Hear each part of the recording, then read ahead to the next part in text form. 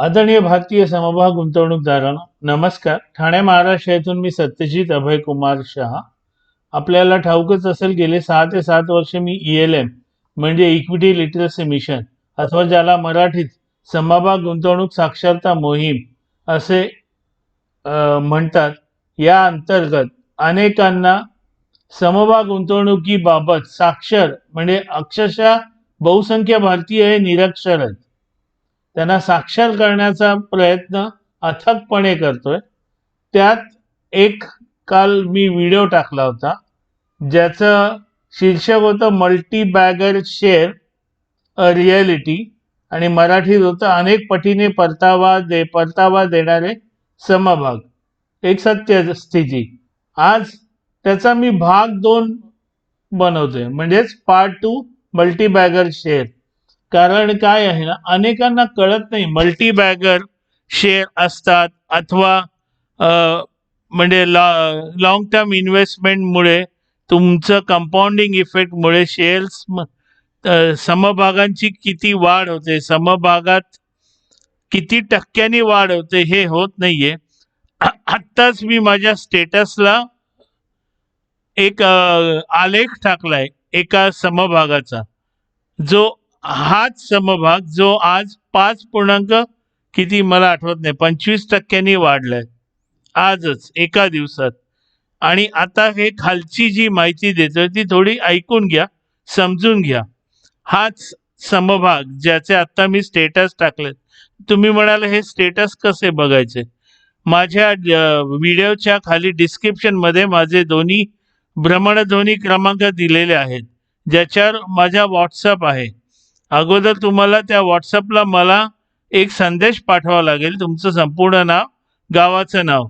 जेव्हा मी तुमचं नाव माझ्या इथे संग्रहामध्ये जपून ठेवीन, म्हणजेच ज्याला म्हणतात मी सेव्ह करीन, तो सेव्ह केल्यावरच तुम्हाला माझं स्टेटस पाहायला मिळेल. आता हा जो हा मल्टी बॅगर स्टॉक आहे अथवा अनेक पटीने परतावा देणारा समभाग आहे की नाही हे तुम्हीच ठरवा. आत्ताच तुम्हाला सांगितलं एका दिवसात त्याने आज 5.21 का 25% मला माहीत नाही, त्या स्टेटसमध्ये आहे. त्याच समभागाने गेल्या 1 वर्षात 62.07% वाढ दिली. म्हणजे जर एखाद्याने 1 वर्षापूर्वी 1 लाख गुंतवले असते, त्याचे आजच्या घडीला 1,62,000 झालेले आहेत. 2 वर्षापूर्वी म्हणजे 2 वर्षात त्याने 231.40% परतावा दिलाय. म्हणजेच 1 लाख जर 2 वर्षापूर्वी गुंतवले असते तर आज त्याचे 3,31,000 झाले असते. आपणाला माहित आहे ना की हेच 1 लाख जर तुम्ही पोस्ट किंवा बँकेत FD मध्ये ठेवले असते तर 1 लाखावर तुम्हाला फक्त 6.5% व्याज मिळालं असतं. आणि इथे एका वर्षात याच समभागाने 62.07 हा फरक आपल्याला कळून आलेला आहे का? म्हणजे हा केवढा फरक आहे हे लोकांना अजूनही, हे म्हणूनच मी म्हणतो की लोक अनभिज्ञ आहेत किंवा निरक्षर आहेत. आपणास कळते का की बँकेत तुम्ही 6.5% ठेवले तर 1 लाखावर फक्त 6,500 रुपये तुम्हाला व्याज मिळतं, आणि इथे एका वर्षात तुम्हाला 62,000 व्याज मिळालेलं, म्हणजे मिळाल्यासारखं आहे. आणि हे खरं, हे भूतकाळातलं सांगतोय, म्हणजे खरं घडून गेलेलं सांगतोय. 2 वर्ष झाली, 3 वर्षामध्ये याच समभागाने 524.50% परतावा दिलाय याच समभागावर.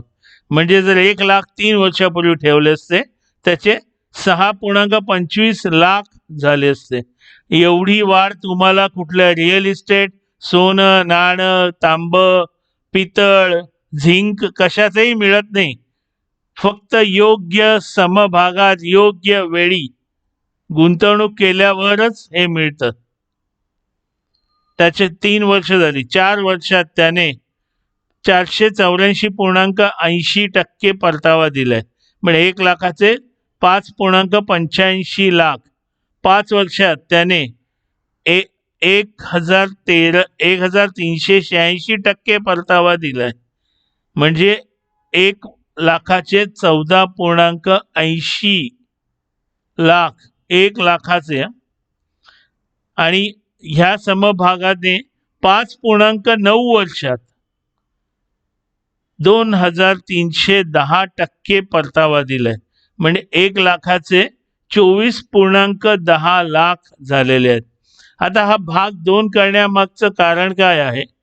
कारण भाग 1 काहींनी पाहिला नसेल, म्हणजे कालचा भाग, तर निदान हा भाग अनेक लोक पाहतील. आणि अनेकांना ना पहिलं तर त्यांना पेशन्स नसतातच लोकांमध्ये. मला आज टाकले की मला लगेचच उद्या 6.5% वाढला पाहिजे, परवा 12.5%, त्याच्यानंतर 18%, त्याच्यानंतर 24%. हे होत नाही. मी प्रत्येक ह्याच्या माझ्या स्टेटसमध्ये, प्रत्येक व्हिडिओमध्ये सांगतो, have faith, have patience, have conviction. यातलं काही नसतं. समभाग गुंतवणुकीत म्हणजे शेअर मार्केटमध्ये आलं की त्यांना लगेचच वाटतं, अरे माझा पैसा असा वाढणार की लगेच मुकेश अंबानीच्या घराच्या बाजूला मी प्लॉटच विकत घेणार आणि त्याची इमारत जी आहे त्याच्यापेक्षा 2 मजली मी वर बांधणार. हे सगळं शक्य आहे, पण तुम्हाला लॉंग टर्म गुंतवणूक माहित नाही. तुम्हाला मल्टीबॅगर स्टॉक्स असतात हे माहित नाही. कंपाऊंडिंग इफेक्ट माहित नाहीये. लॉस बुकिंग तुम्हाला येत नाही. मी घेतलेल्या समभागात घेतलेल्या किमतीपेक्षा कमीनी विकणार नाही. हे काहीतरी भलतंच डोक्यात घेऊन तुम्ही फिरत असता. आजच मी एका गुंतवणूकदाराचा व्हिडिओ पाहत होतो. त्याने सरळ सांगितलं, आज मी काही 2 समभाग घेतले, पण एक माझ्याकडे जो होता त्याच्यात मी लॉस बुकिंग केलं.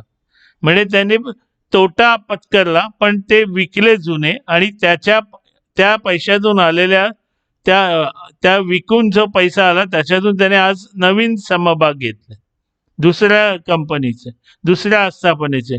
कारण त्याला कळालं की काल जे काही आपलं बजेट झालं, निर्मला सीतारामन यांनी जे बजेट सादर केलं, त्या बजेटमध्ये आज जे त्यांनी समभाग घेतले त्याला खूप पुढे फायदा होणार आहे. आता हा सुद्धा मी जो समभाग सांगतोय त्याला पण पुढे खूपच फायदा होणार आहे. म्हणजे तुम्ही याची वाढ पहा, वाढ 1 लाखाचे 5.9 वर्षात, म्हणजे 6 वर्षात 24 लाख झाले. कोण देतं तुम्हाला? कोण देतं तुम्हाला? तुमचं सोनं नाही वाढत, नाणं नाही वाढत, शेतजमीन नाही वाढत, फ्लॅट नाही वाढत, काहीही वाढत नाहीये. हे लोकांच्या, कारण लोक फक्त मला काही जण विचारतात तेव्हा काय विचारतात, मला असं सांगा आणि मला त्याचं हे द्या, किती महिन्यात, किती दिवसात ते कितीला जाईल आणि किती टक्के वाढेल. याचा अर्थ लोकांना चट मागणी पट ब्या, म्हणजे किंवा माझ्या भाषेत आज शादी कल बच्चा कसं होणार हो? हे शेअर मार्केट आहे. इथे काय हे सट्टा मार्केट नाहीये. पूर्वी जे आकडा लावायचे, रोज संध्याकाळी तो आकडा उघडला जायचा. हे लोकांच्या मनावर बिंबवण्यासाठी. आणि गंमत म्हणजे हे सगळे जे कोणी मराठी माणसं किंवा जे काही गुंतवणूकदार समभाग गुंतवणुकीत येतात धावत वेळ, आणि स्वतःला राकेशभाई समजतात, ते ताबडतोब 2 महिन्यात 6 महिन्यात गाशा गुंडाळून जातात. कारण विचित्र स्वप्न बघून आलेले असतात. तोपर्यंत त्यांनी 25 लाख डुबलेले असतात त्यांचे. आणि आत्ताच निर्मला सीतारामन यांचं एक भाषण मी किंवा मुलाखत एका दूरचित्रवाणीला दिलेली ऐकत होतो. त्यांनी स्वच्छ शांतपणे सांगितले की काल STT हे नॉर्मल ट्रेडिंगवर वाढवलेले नाही, ऑप्शन्स आणि फ्युचर्सवर वाढवलेले आहेत. आणि ऑप्शन्स आणि फ्युचर्स मध्ये सामान्य माणूस भरडला जातो. काहीही माहिती नसते. घरात भावाकडून पैसे घ्यायचे, आईकडून पैसे घ्यायचे, वडिलांकडून पैसे घ्यायचे, वहिनींकडून पैसे घ्यायचे, घरातल्या गोष्टी विकायच्या आणि ऑप्शन्स फ्युचर्समध्ये टाकायचे आणि अचानक हातवर करायचे. 25 लाख गेले, 40 लाख गेले, 70 लाख गेले. मला ते एक उदाहरण असं माहिती आहे, लग्न ठरलेलं होणाऱ्या बायकोकडून त्याने पैसे घेतले, कारण तो ऑप्शन्स आणि फ्युचर्समध्ये गेला. आणि माझ्यासारखा सरळ मार्गी माणूस जो लॉंग टर्म इन्व्हेस्टमेंटमध्ये आहे, गेले 38 वर्ष अजूनही टिकून आहे या समभाग गुंतवणुकीत. आणि ही माझी तळमळ आहे मराठी माणसाला शिकवायची, कारण मराठी माणसाला तेवढं माहीत नाही. पण असं भासवतो की मी तर की इन्व्हेस्टर आहे, कारण मला पीई हे काल मी वाचलं, EPS परवा मी वाचलं, डेट इक्विटी रेशो मी परवा वाचलं, त्याच्यामुळे मला सगळं येतं. असं नाहीये. पुन्हा पुन्हा सांगतो, an equity investment is an art. It is neither a fluke nor a gamble. सोच कर, समझ कर, इन्वेस्ट कर. आणि त्याच्या पुढे मी सांगतो की अच्छे शेयर्स में एंड लॉन्ग टर्म पर्सपेक्टिव के लिए इन्वेस्ट कर. अक्षरशः मी तुम्हाला हात जोडून विनंती करतो की हे कृपया समजून घ्या, हे लॉंग टर्म इन्व्हेस्टमेंट काय आहे, नंतर हे कसा मल्टिप्लाय होतो, कंपाऊंडिंग इफेक्ट ज्याला म्हणतात. हे बाकीचे वेळे आहेत का हो की इन्व्हेस्टर्स, ज्यांनी 5,000 वडिलांकडून 1985ला घेतलेले आणि जेव्हा देवाघरी गेले तेव्हा 37,000 करोड ठेवून गेले बायकोला आणि मुलांना. का त्यांनी का पेशन्स ठेवले? ताबडतोब नाही मिळत हो, ताबडतोब कोणी देत नाही जगात. फसवणारे लोक ऑप्शन्स फ्युचर्स मध्ये तुम्हाला काही माहित नसताना तुम्ही उडी मारता. कितीतरी उदाहरण आहेत. त्यांनी खूप चांगलं सांगितलं अर्थमंत्र्यांनी, मी बाकी कशालाही हात लावलेला नाहीये. STT हा फक्त ऑप्शन्स आणि फ्युचर्स मध्ये. आणि काल मला 100% जाणीव होती, आज मार्केट पुन्हा वर येणार. कारण ही जी ज्याला इंग्रजीत रिॲक्शन म्हणतात ना, मेंदू न लावता लोक रिॲक्ट करतात. आणि एकाने विकलं की दुसरा, तिसरा, चौथा, पाचवा, 6वा, 7वा विकतो. अरे स्वतःचं डोकं लाव ना. समभाग गुंतवणूक करतोस ना, स्वतःचं डोकं लाव ना, दुसऱ्याचं का लावतो? म्हणजे किती सांगू, मला खरंच कळत नाही. अहो, समभाग गुंतवणुकीत अक्षरशः भरपूर पैसा आहे, पण वेळ द्या ना, वेळ द्या. तुम्ही आंब्याचं ते कोय लावणार आणि ताबडतोब मला 4थ्या दिवशी आंबे पाहिजेत, कसं मिळणार? सगळ्या शेतकऱ्यांना हे माहिती आहे. बांबूचं रोप लावल्यावर बांबूचं पीक यायलाच 4 ते 5 वर्ष लागतात. मग तुमच्याकडे पेशन्स नाही तर तुम्ही शेतकरी होऊ नका. तुमच्याकडे पेशन्स नाही तर इन्व्हेस्टमेंट म्हणजे इक्विटी इन्व्हेस्टमेंट करू नका. त्या पिगी बँकेतच ठेवा ना, तो छोटासा डब्बा किंवा छोटीशी ती बावलीसारखी दिसणारी ज्याला वरून भोक असतं, त्याच्यात पैसे टाका आणि हवे तेव्हा काढून घ्या. खूप छान गुंतवणूक आहे, डोकं लावायची गरज नाही. गुंतवणूक कधीच वाढणार नाही, पण तुम्ही खुश. काय बोलू? आज तर एका माणसाने हद्दच केली. मला काय विचारलं, तुम्ही किती कमवता मला सांगा. अरे मी माझ्या वडिलांना नाही सांगितलं, माझ्या काकांना नाही सांगितलं, माझ्या बायकोला नाही सांगितलं, तो कोण मला विचारणार? म्हणजे शिकून घ्यायची पद्धत नाहीये, कोणाला शिकून नाही घ्यायचंय. हा किती कमवतो, मग मी पण तेवढे कमवणार. अरे भल्या माणसा, मला 37-38 वर्षाचा अनुभव आहे. इमानी इतबारे मी अभ्यास करून दररोज कार्यालयातून आल्यावर मी अभ्यासाला बसतो. तिकडे नाक्यावर जाऊन दारू पीत बसत नाही, सिगरेट फुकत बसत नाही. किंवा आई काय करते, आई कशी आहे, असले काही कुठली मराठी हे सिरियल्स बघत बसत नाही, किंवा घरात दार बंद करून ग्लासात दारू ओतून पीत बसत नाही. हा अभ्यास खूप झाल्यामुळे मग थोडंफार विनोद बघावा लागतो मला, नाहीतर माझं डोकं सणकून जाईल, एवढा अभ्यास करत असतो मी. ह्या सगळ्या वह्यांमध्ये अभ्यास केलेला आहे, म्हणूनच असले समभाग. आणि हा आहे माझ्याकडे समभाग, आणि मी शक्यतो जे सांगतो ना ते माझ्याकडे असलेलेच सांगतो. कालचा सुद्धा आहे माझ्याकडे, हा सुद्धा समभाग बोनस देणार आहे.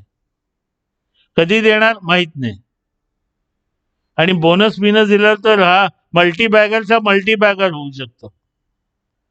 ना तुम्हाला केबीसी मध्ये जायची गरज आहे, ना कशात. तुम्ही फक्त विचार करा, 1,00,000चे एवढे होतात. 10,000 तुम्ही कॅल्क्युलेट करा ना, फक्त मी 10,000 गुंतवले तरी किती झाले असते. आणि मी आजकाल विचारतो, लोक म्हणा हा आम्ही गुंतवू शकतो. मग कोणी नाही, कोणी अडवलं तुम्हाला? नाही, आम्हाला कोणीच शिकवलं नाही. आणि मी शिकवायला जातो तर मला काय विचारतात, तुमको कितना मिलता है साल में, कितना नफा होता है? असला बालिश प्रश्न मला आयुष्यात कोणी विचारलेला नाही. म्हणजे मी किती गुंतवले, कसे गुंतवले, किती लॉंग टर्म आहेत, काय आहेत, काही नाही. कितना होता है. म्हणजे मला खरंच माणसाच्या मेंदूची मला कीव यायला लागलेली आहे. घर बसल्या सगळं पाहिजे. समजून घ्या, माझी चळवळ समजून घ्या. कोणी 6-7 वर्ष दररोज स्टेटस नाही टाकत. हे असे व्हिडिओ करायला मलाही खूप अडचणी येतात. सगळा डाटा लिहून काढावा लागतो. माझा प्रयत्न आहे, तेव्हा जमलं तुम्हाला जर खरंच वेल्थ कमवायची, खरं खरं श्रीमंत व्हायचं, योग्य प्रकारे गुंतवणूक करा, योग्य प्रकारे गुंतवणूक करा. आणि हे माझे व्हिडिओ लोकांपर्यंत पोहोचवायला मला मदत करा. शेअर करा, लाईक करा, कॉमेंट करा, लोकांना सबस्क्राईब करायला सांगा. आणि ही माहिती मी तुम्हाला सांगतो, पैसा देऊनही कोणी तुम्हाला देणार नाही. लोक मला म्हणतात हा मूर्ख प्राणी आहे, सगळं फुकटात लोकांना सांगतो. मला जे पुण्य मिळतंय ना, हे पुण्य तुम्हाला कुठल्याच मॉलमध्ये मिळणार नाही. आणि माझी ती इच्छा आहे, मराठी माणसांनी थोडं तरी सुधारावं. तेव्हा पुन्हा आपण भेटू. धन्यवाद. जय हो.